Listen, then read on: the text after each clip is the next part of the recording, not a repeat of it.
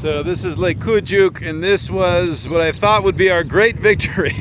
So this was an old road. This was the original road. Right now the new main highway is off to the side around the periphery of Lake Kuyucuk.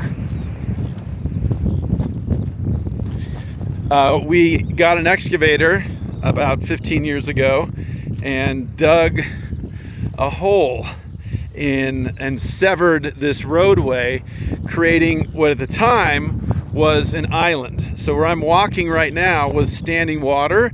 When we first did it, maybe about a meter or thereabouts deep, sometimes a little bit deeper. So we thought this is great. We were trying to create a predator-free island. So keep the wolves, keep the foxes and everybody away. When we did that, the first year, it seemed like an incredible success. It seemed to be working great. We planted several hundred birch trees. We planted a bunch of trees along this side, along that side. No trees survived to this day. And I also counted that first season something on the order of, I don't remember the exact number, like about 187 waterfowl nests.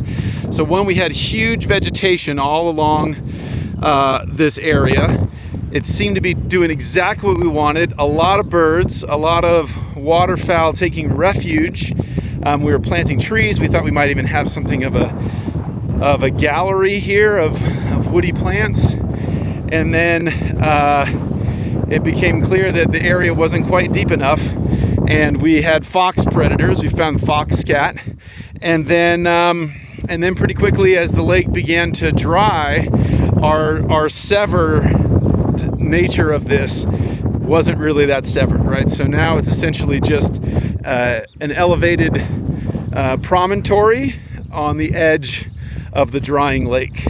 So our idea for an island restoration, an island refuge, did not work out, but it still was a good try here in Lake Kuyucuk in eastern Turkey.